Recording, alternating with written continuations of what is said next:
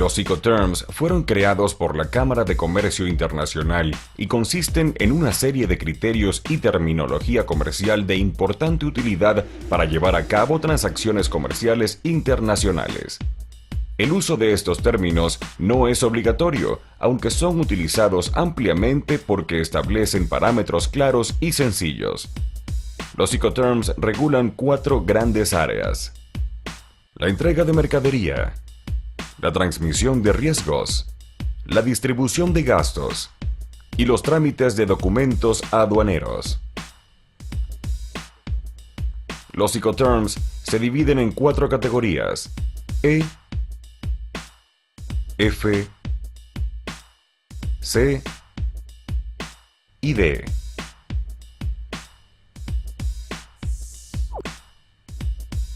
La primera categoría, la E, acuerda que el exportador entrega sus productos al importador en la misma fábrica, o sea, a la salida. En la segunda categoría, la F, el exportador se encarga de entregar la mercancía al medio de transporte escogido por el cliente sin cargo de los costos de este último.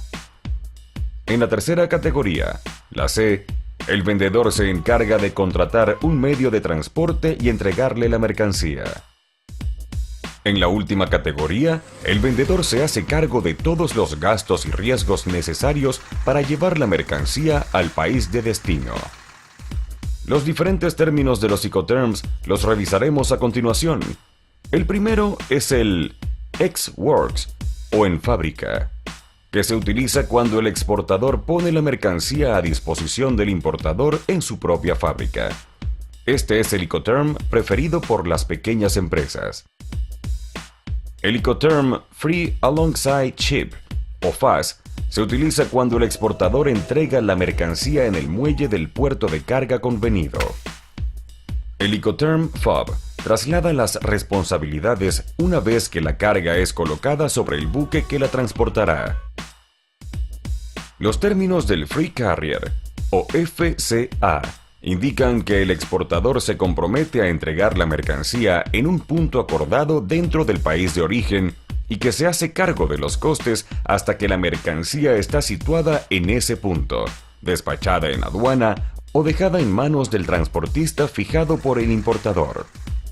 En el Incoterm Cost and Freight, CFR, exportador se hace cargo de todos los costes, incluido el transporte principal, hasta que la mercancía llegue al puerto de destino.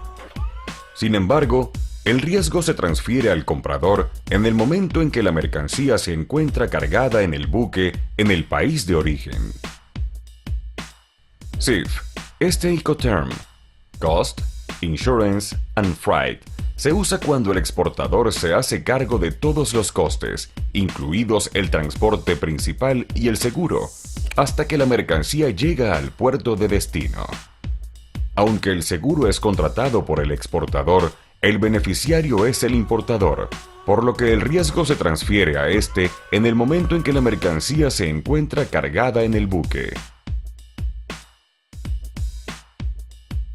El Incoterm CPT indica que el vendedor se hace cargo de todos los costes hasta que la mercancía llega al punto convenido en el país de destino. Sin embargo, el riesgo se transfiere al comprador en el momento de la entrega de la mercancía al primer transportista.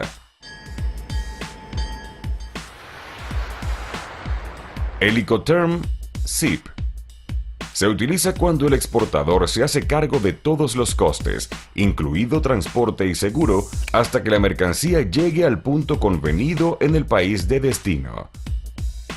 El riesgo se transfiere al comprador en el momento de la entrega de la mercancía al primer transportista. Aunque el seguro lo ha contratado el exportador, el beneficiario es el importador. El Incoterm DAT se utiliza cuando el exportador se hace cargo de todos los costes, incluidos el transporte y el seguro, hasta que la mercancía se coloca descargada en la terminal definida por el importador. También asume los riesgos hasta ese momento. El Incoterm DAP cumple la misma función que el DAT, solo que el exportador cumple con la descarga de la mercancía dejándola a disposición del importador. Con Incoterm Delivered Duty Paid, DDP, el vendedor paga todos los gastos hasta dejar la mercancía en el punto convenido en el país de destino. El comprador no realiza ningún tipo de trámite. Los gastos de aduana de importación son asumidos por el vendedor, por lo que es utilizado por las empresas más experimentadas.